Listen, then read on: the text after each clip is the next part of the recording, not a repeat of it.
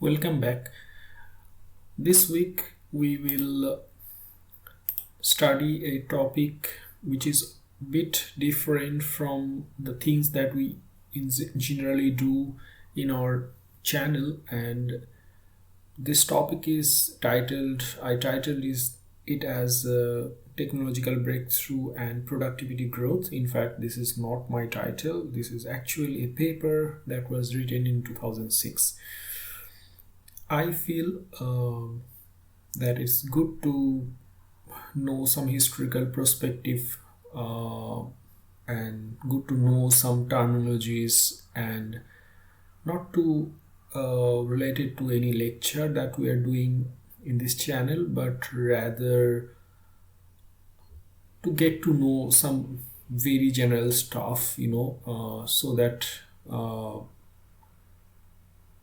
at least it gives us some perspective that uh, the research that we do in our lab, like in academic environment or even in an industrial environment, how these are shaping the history and changing the trajectory of various civilization and various societies, and how this brings economic prosperity and all this thing. So it's good to know some general thing, or at least to understand some general terminologies, even if the kind of thing we do may not lead to some great technological benefit, but I believe at the end of the day it's not the big technological breakthrough that are important, but also the smaller innovations that are also important, which we are all can be part of it. So with that hope, I thought it would be a good topic to discuss. So let's start. So before we start, I would like to point out that this lecture or the discussion that we are doing basically taken or not even motivated, I would say, straightforward, taken from this particular paper, as you can see, with the same title.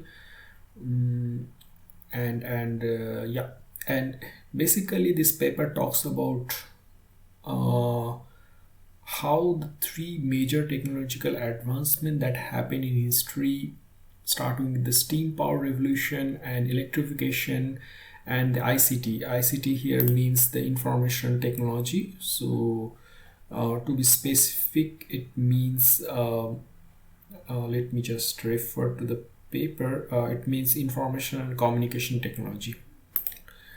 So how these three revolution, or whatever word you want to say, the technological advancement, whatever, how this had changed the shape of the history, or maybe let's not put in that way, but rather how it had basically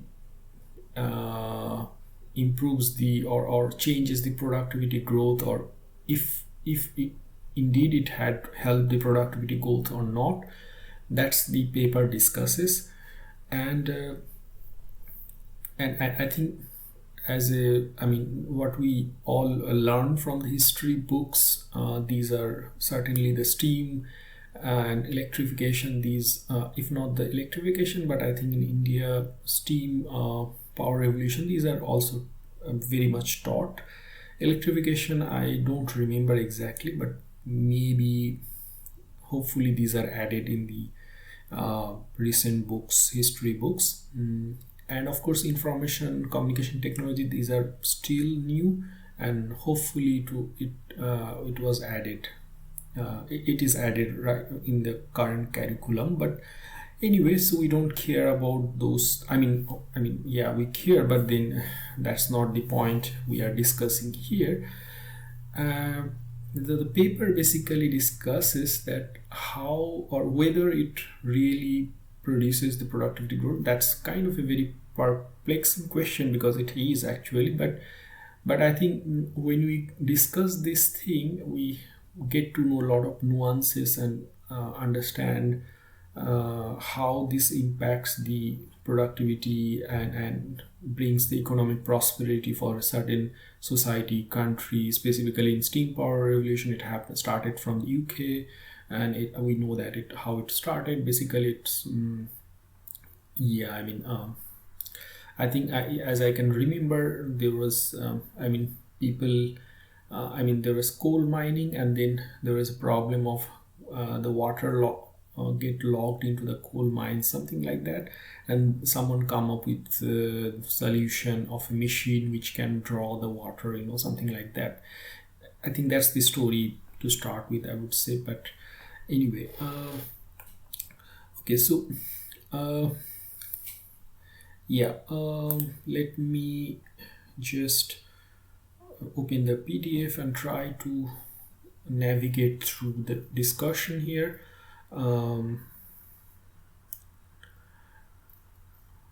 Okay, so yes, according to many observers, so observer here means a lot of paper that had been published in 90s.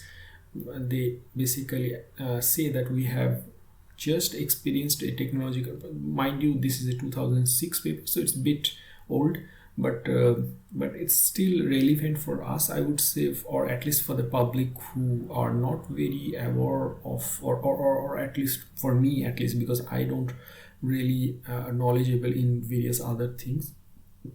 But what the author is saying, we have just experienced a technological revolution based on breakthrough in information and communication technology, ICT. Now, here we need to understand that that a lot of time we go through various phases of new thing happening, and we might not understand that this is going to be very important for the future to come. For example, to give you an example, the kind of development that we see on AI and ChatGPT. Again, being a researcher, it's myself, I don't know what the future will hold, but it seems like this will going to have a lot of impact on various kind of industries, and eventually we'll see maybe in 2030 we will see similar kind of paper where they talk about how the AI is changing or already made an impact on the industries and all this thing. So, or maybe there are a lot of things, like at least in the robotics, can we say robotics is a new revolution, or that happened already, or who knows, like, or maybe another example can be, can we say the nanotechnology revolution already happened and it made a lot of impact on the industries or not. So that's a viable question, but here of course we are starting a very specific 2006 paper, and they are mentioning something which is already happened long back, and people have a lot of data and they can argue. So for sure they are saying that ICT, or that means the information communication technology, whatever the wave happened, that should be considered as a breakthrough. This revolution have already profoundly impacted the way we lead our lives and produce goods and services. That's a very kind of a very general way of thinking how what kind of technology or should be considered as a breakthrough technology, which basically impacts a lot of different industries, should impact. That's the very general definition. Moreover, significantly higher rates of productivity growth were observed in the later half of 1990s compared to 1970s and 1980s, in particular in United States. So that's basically ICT, that means information and communication technology. And I think in terms of, for the audience who are Indian here, I think we also had seen, we have a very robust information technology industry that had been there for a long time. We have very good companies like TCS. These are global, if not the top global leader, but I think one of the top 10 global leader, I would say, but very good. And I think we in India, we have very robust information technology private sector, and as well as pharmaceutical private sector. And I think in other domain not too much, but these are at least two direction we have really placed ourselves into the world in a competitive way, I would say. And there is something called gales of creative destruction. So that's the terminology that basically you will find in this kind of a literature, where basically they say that when the new technology comes, it basically destructs something, or old way of doing thing, old machinery are replaced by new thing. And I think, and that's kind of a very interesting terminology they use. It's called creative destruction. Creative in a sense that it's actually improving the production, I would say, or at least in a longer term it will lead to some prosperity. So that's why there is a paper there, they argued that new products and technology giving rise to gales of creative destruction would have a larger impact on the economy for several decades. Now here we should know some terminology. There is a particular terminology that in all this literature they use something called general purpose technology. Now GPT, and I think when we see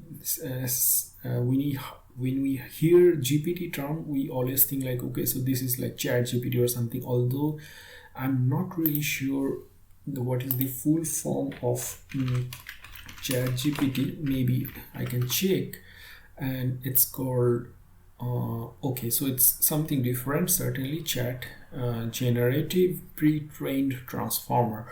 So that's the scientific name. But then so it doesn't have to be, I mean, we should not be mixing this thing. But I would believe as a scientist, or I mean, still I'm a scientist on training, have a PhD degree and doing postdoc, but then I would say that ChatGPT or this kind of a technology will going to be a breakthrough technology, and people will realize that. I mean, a lot of people understand that, but I think we'll see the realization of it in the next decade to come. Actually, it takes time, but I think it will happen. It's not like the other industries will going to vanish, but it will going to have the similar kind of impact on the various other industries, and it's good to know this thing. So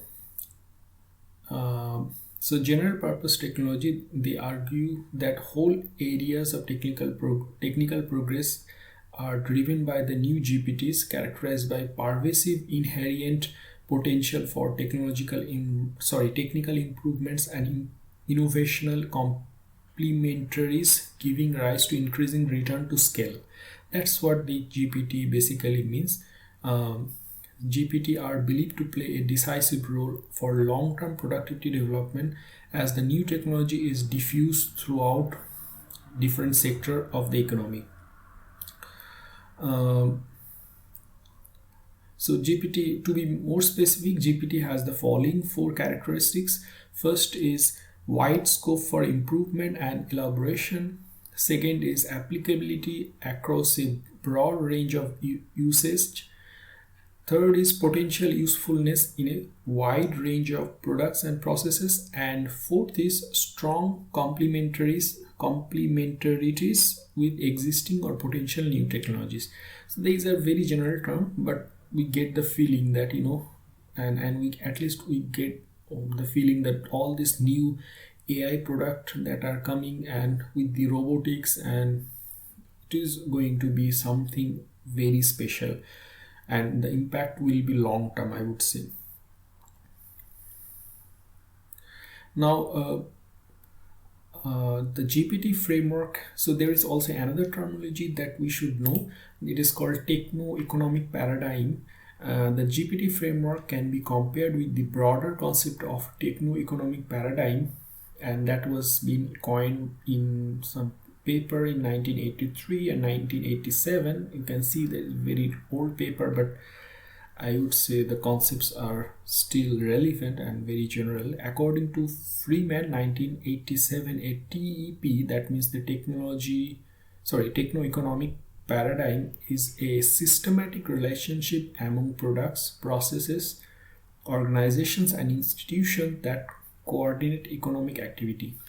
Changes of TEPs are pervasive changes in technology affecting many branches of the economy and giving rise to entirely new sectors. A characteristic of this type of technical change is that it affects the input cost structure and the condition of the production and distribution for almost every branch of the economy. So it's good to know, and I think TEP is more of a general terminology than GPT. GPT is more, as you can see the definition, as I discussed a little bit ago, it seems like GPT is more focused and TEP is more sort of a more general stuff. So now the question is what we will discuss on this today's video. So basically we will discuss what impact does a major technological breakthrough have on the economy, notably on the level and the rate of growth for productivity. And second is how long does it take before the new technology have speared through the economy, fundamentally altering modes and the pattern of production and consumption. So, and as usual, okay, so to be more specific, the question above are, the 2 points that I raised here is, I would say, bit general. So I will break it down into more specific questions that we should answer or will get answered in this particular video. And the first question is, have this technological breakthrough have been important for productivity growth? So that's a very, very general, very liberal question, I guess. It's more like, because one would think that, okay, so this really had an impact, and we know that, otherwise all these powers, European powers, where the revolution started from there, and whatever the factory, so basically to give you an example, basically a craftsman in India, based on West Bengal, basically producing maybe 1 clothes or 10 clothes per day, and with the same sort of human resources and whatever the machinery they have. And then if you compare with the whatever happening in UK, basically they are producing, basically, let's say 200 or 300, so with the same resources, but now with the new sort of revolution of new power generation and all these things. So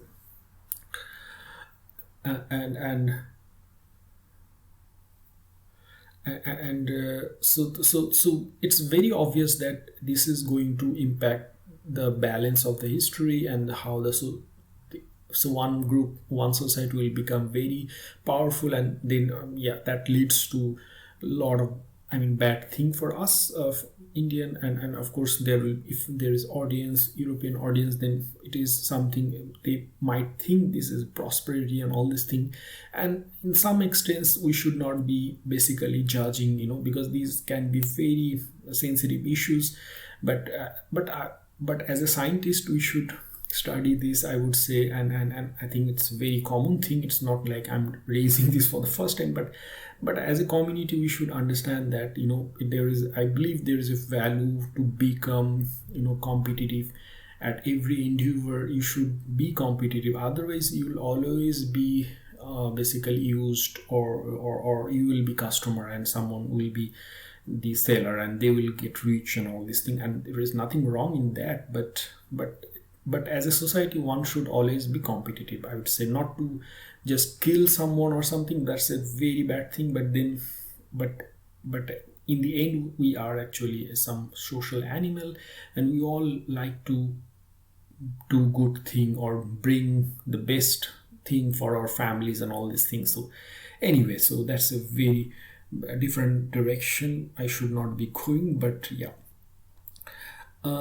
Second specific question. So what I was trying to say is that this particular question, that have this technological breakthrough have been important for productivity growth. So that's a very skeptic question, because we know that it really might have a lot of impact but still the author like to answer this question in a more contextual way, and try to have that very general approach, like of some skeptic mind, and try to answer that question. Second specific question is, what similarities and dissimilarities are there between technological breakthroughs? So we discussed three breakthroughs and what are the differences and similarities. Third thing is, what similarities can be found in the pattern of productivity growth after the breakthroughs, and do they differ across countries? Fourth thing is productivity growth different in sector producing the new technology compared to sector using it? Yeah, so that's more important. I think that's a very interesting point. So with that, now we'll basically see how they basically molded, or sorry, they devised their study. So the methodologies they use is, first of all, the data that they use for the first two cases, the steam engine or steam power revolution and the electrification, is data for UK and US, Germany, France, and Sweden. And for ICT, that means information communication technology, the data from Finland, France, Germany, Sweden, and UK and US. So that's the thing. And now there is also other thing, the measure that you use for is like labor productivity growth, total factor productivity. So these are technical terms, but for us, I think it doesn't really matter too much. Uh, so yeah. Now yeah. So let's move into the next slide.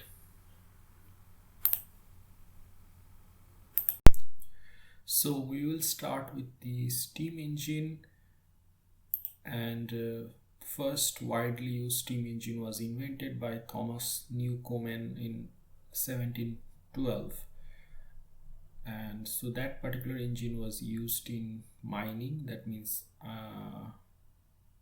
I think, if I remember correctly, it was mostly for extracting the water locked in the coal mines, and it was, the machine was not so efficient, and it takes a lot of coal. And of course we are talking about UK, that means United Kingdom here. That is where the industrial revolution happened. So yeah. Now it took several decades for steam engine to become modified for productivity enhancing use and to diffuse among countries and industries. And after 1712, it was in 1765, that means almost 40 years later, more than 40 years later, James Watt developed the separate condenser. And so basically Watt realized that if the main cylinder could be kept hot all the time, the condensation occurred in the separate cold and the condensation occurred in the separate cold vessel, fuel saving could be fourfold. And mind you, this is patented.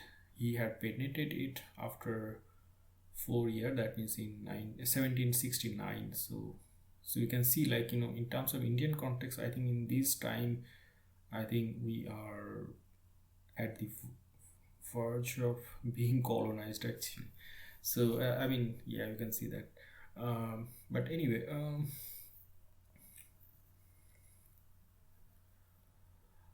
and I think what here we can learn is that it's not the invention of the particular machine, or the first invention of the any machine that was supposed to be or bound to be important, but I think it's equally important, or maybe more important, that further enhancement and the innovations that various other people brings into that machine.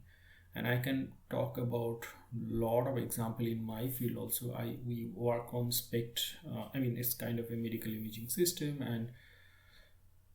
and a lot of high resolution application of this particular system is enabled by I mean, these are technical detail, but I just want to draw out an example for you. And that example is a lot of high resolution application of this particular imaging machine basically depends on collimation technology. And now one of the collimation technology is pinhole collimation, which is basically um, people from physics background will know that the pinhole basically from optics, you know the concept of pinhole, but it's here actually the same concept, but here it's basically used in the radiation imaging, and then you need the collimator of material which are made of tungsten. The collimators should be made of tungsten because instead of light photon you are actually collimating the gamma photon.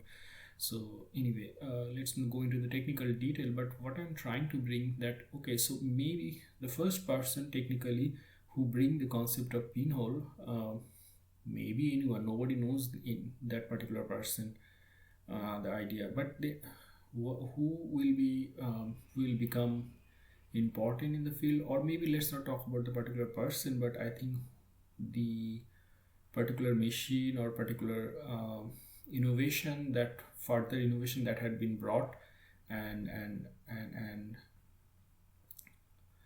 I think that was more important, uh, and how you use it economically viable way, because you can propose a lot of interesting thing, but if your budget blows up, then maybe your this equivalent machine or uh, the same task, the same application performed by other machine depending on other principle, maybe doing it at much more lower cost, so it doesn't make sense actually. So in at least in application science, or sorry, the applied science, the cost matters way more than in fundamental science. But of course, in fundamental science, cost matter in a sense that you can't basically plan an experiment which cost a huge amount. So there also you need to uh, plan a lot of thing on the budget also.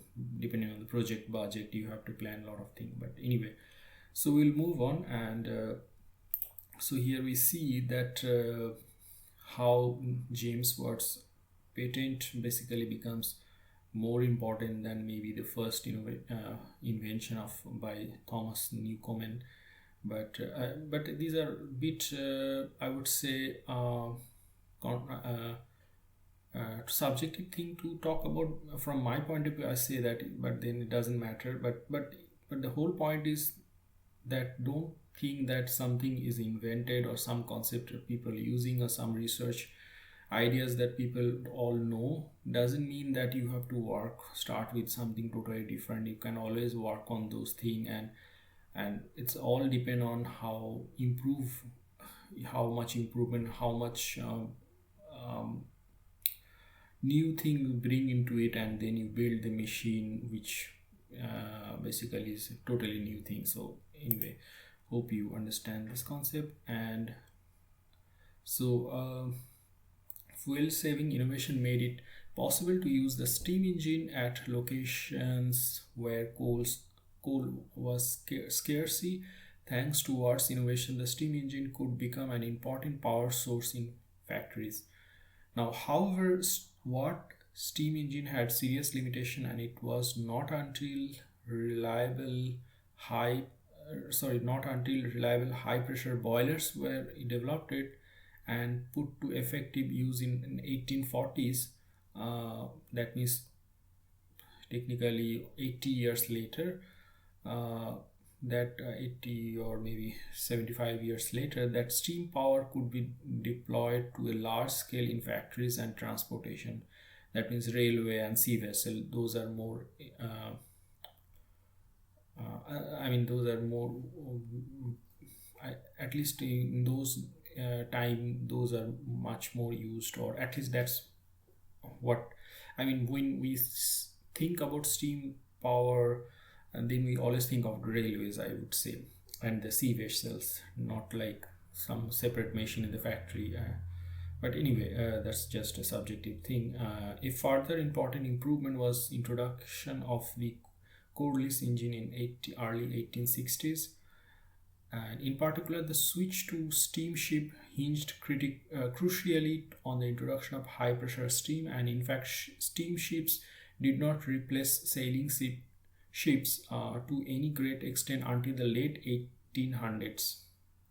So you can see, starting from 1712 invention of that, you and it took like almost 200 years to even get to that point where people are using it in a full-fledged way, and society is using it various other things. So the all invention takes time, and I think in those days it makes sense that it takes a long time. But nowadays, with the globalized world and more people working on the research and development, it's very common that these improvements or this development or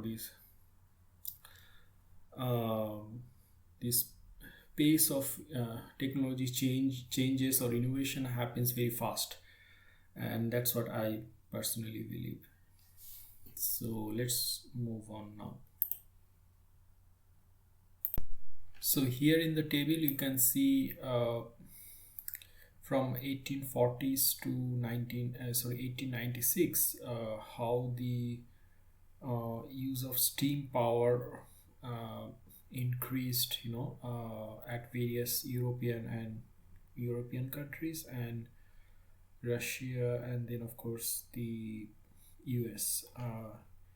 And what okay, so maybe I will read it from here. So yeah, so you can see that UK and US had the highest steam power capacity in 1840, totally, yeah, 760 thousand and 620,000 horsepower. So that's the unit. And among various European nations, Germany had the highest annual growth rate in steam power capacity. Yeah, 9.9%. So that's the end column, or I think last column, or yeah, second from the last column. And yeah, in manufacturing, the steam engine was first adopted in UK, but the initial adoption was slow. According to an paper, the total number of steam engines installed in British mining and manufacturing in 1800 was only 2,191. The price difference between steam power and water power remained high. However, the cost disadvantage was gradually overcome by mobility advantage and the increased efficiency of new generations of steam engine. So I think the industry believes in this thing. That's basically, I mean, it takes time. So that's what the author tried to mean here. The initial adoption of steam power in US manufacturing was even slower. According to some another paper, there was only one manufacturing plant using steam power in US before 1776 compared to 130 in Britain. So it makes sense that in UK or Britain, basically, because there it was invented first, so certainly there it will. And mind you, these are times where I think the UK has large empires throughout the world, so they are the then US, the US, the global power that we see now. The UK was that time just like that. So yeah, but once adoption gained momentum in US, it becomes rapid. By 1869, the total power capacity in US manufacturing had increased to 1,216,000 horsepower. So you can see it here that how basically, so the point being here that it takes time for new technology, adoption of new technology into existing industries.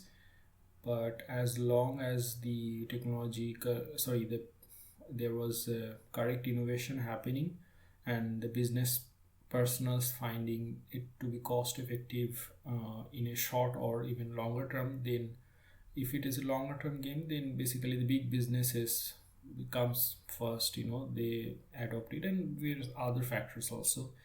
But what we try to mean it here is that even the so-called revolution that we talk about, it took long time to. It's not like once in a within a decade it happened. It took centuries, and I think in nowadays terms, it's true for the chat GPT. Maybe in nowadays, it will be not that slow. Not will not be slow, because now things are more global and people are more connected, and yeah. So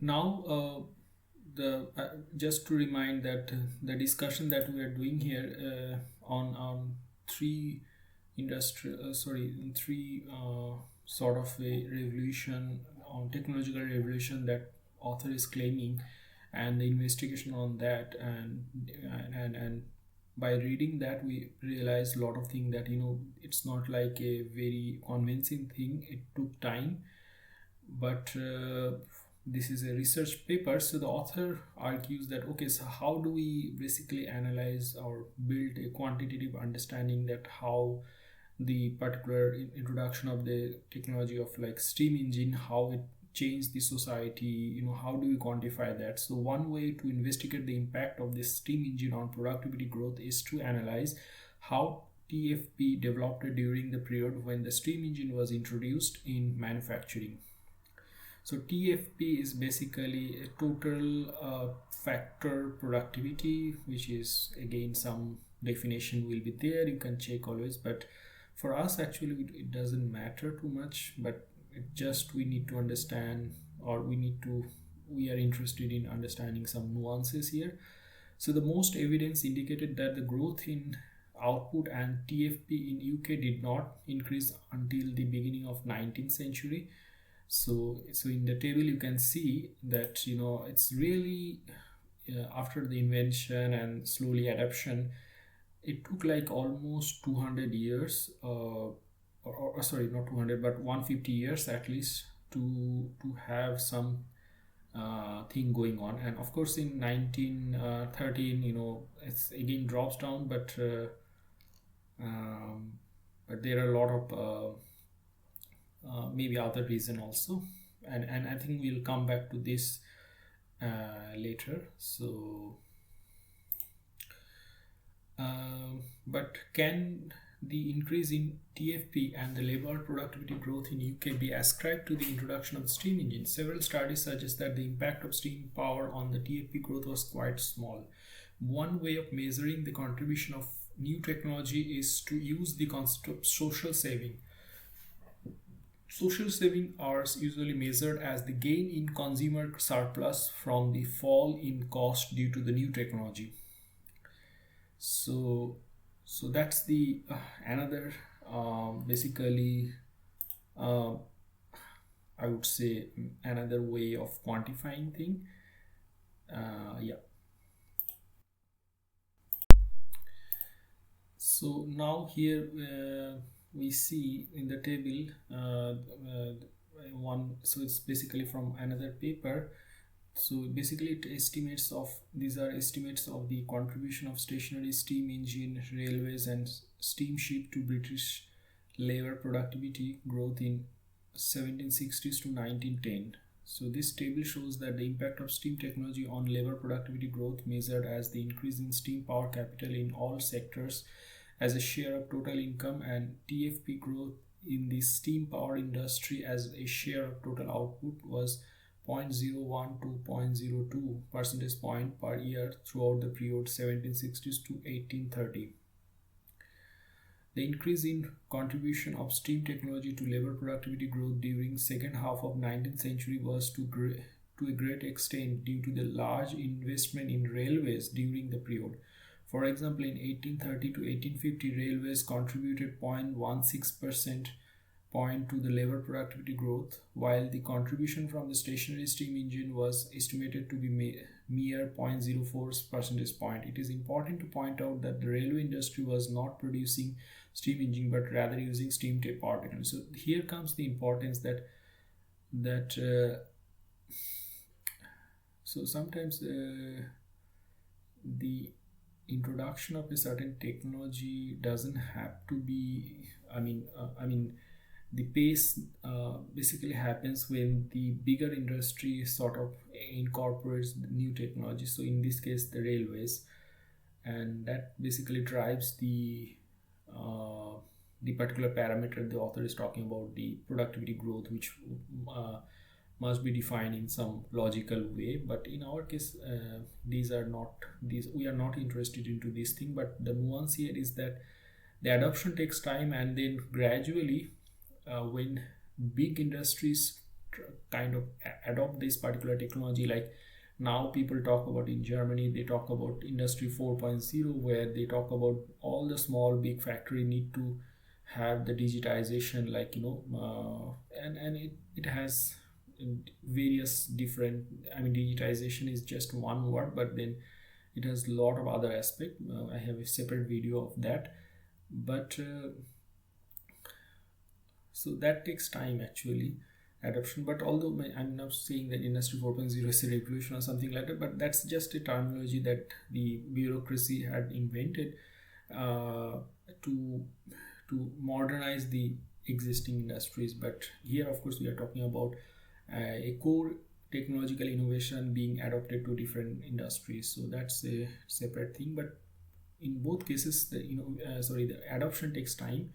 So this suggests that 140 years after the new Cummins steam engine and 85 years after Watt's steam engine, no substantial TFP growth had taken place within the steam power producing industry. However, after 1850, steam technology started to contribute more to the labor productivity growth.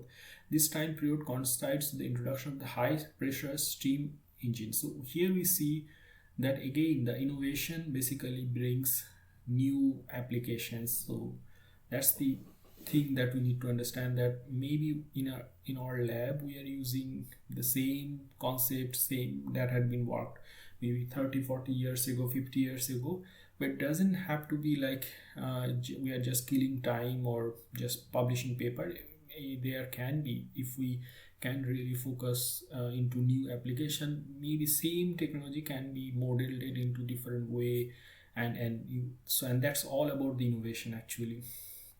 So basically I used to think as an amateur scientist in first year or second year PhD or maybe a master student that technology or doing science is basically about shock value, like you just produce out of something some magic, and I think that certainly not the way it works, as long as I understood till this time. So most of the things in present world is, every machine to everything is way more complex and way more interconnected. So the innovation basically, or the invention basically means that you, of course you work on a very specific micro detail thing, but then at the end of the day you have to basically not model, but you need to uh, assemble a lot of other things into it to make it marketable, sort of thing. That's the right word, I think. So however, it is also possible to argue that the growth accounting approach undermines the impact of steam engines, since it does not take account the spillover effect from the steam power producing industry to steam power using industries. So here you can see that now they are arguing that, okay, so how can we argue that, okay, that the fact that the steam technology is used in railways and after a long time it was started using, people in this shipping started using, like the yeah so that also needed to be taken care of, isn't it? So, and that's very much logical. So, so here in the table, in this table indicate that the stationary steam engine. So stationary steam engine, again, it means that some machine that was stationary at some place in the factory, and in contrast to like a steam engine which was attached to or used in railways or sailing ship, So the table indicated that the stationary steam engine producing industry did not have a large impact on aggregate productivity growth in 1760s to 1910. However, the steam engine may have had an impact in productivity in other sectors of the economy. So that's the point. And those sectors are railways and shipping, specifically. Those are big sectors in those days, at least, and nowadays also to some extent. And yeah, here in the this particular table 4, you see that various other industries like mining, textile, metal manufacturing, food and drink trades, paper manufacturing, building trades, chemical, public utility, other various other thing. This all industries, they started adopting steam engine or steam power, and it's increasing, and these are also part of the productivity growth, and that's basically the measure of whether the technology is uh, really the general purpose, or I mean the a revolution or not. So here we see that it really people are really adopting it to some extent, if not uniformly across all the industries, but yeah, certainly. And yeah, at least you can see from 1800 to maybe 1870, they decreased to some extent in some cases, and some cases it increased. But in certainly in 1907, you see the data mostly, yeah, some ups and down. But the argument is, I think, overall there is a more adoption to steam power. So table 4 shows that the steam power was used intensively in few industries only throughout the period 1800 to 1900. Mining, textile, and metal manufacture accounted for more than 50% of the steam power. Okay, however, the important sector including agricultural and the service sector, excepting transport, were in fact very slow to the adopting steam engine. This might be the reason why productivity growth stemming from the steam engine did not result in high aggregate productivity growth in UK during this period. Okay, so yeah, and that eventually happened later. So okay, so that's the nuance that this particular table shows. So okay, so I understood it differently, but anyway.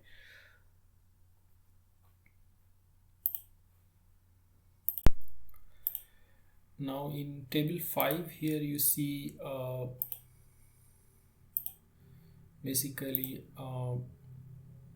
okay, yeah, in table 5 the average annual TFP growth for different industries in 1782 to 1860 are presented based on both the paper McCloskey 1981 and Harley 1993. The figures indicate that the productivity estimates for different industries must be analyzed with caution. Nevertheless, it is possible to draw some conclusion. It is, for example, evident that the textile industry had a high rate of productivity growth during this period. The textile industry was also an intensive user of steam power. So overall, what we understood is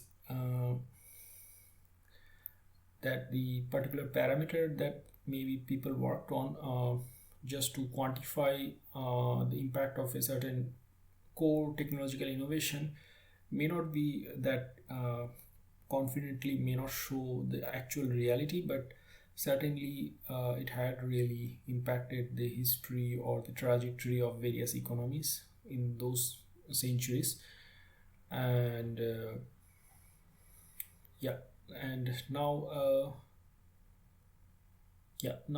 as a concluding remark, we can say that aggregate productivity growth did not accelerate until after 1850s in UK, and that is 140 and 85 years after Newcomen's and Watt's steam engine were invented. So, and that makes sense actually, because as I said that it takes time for adoption, and most important thing is that whether correct innovation had been done or not.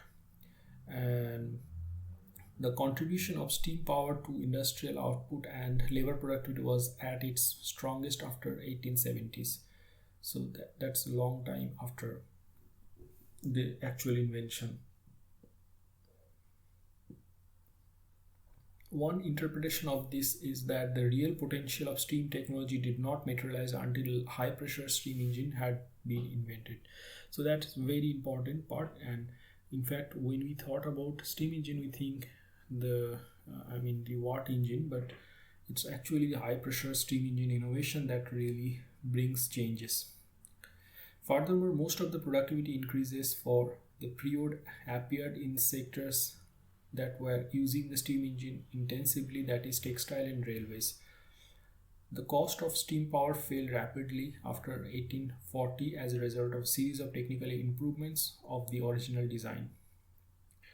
And I think these innovation also driven by the fact that how much basically this particular technology has uh, demand in the market. So yeah,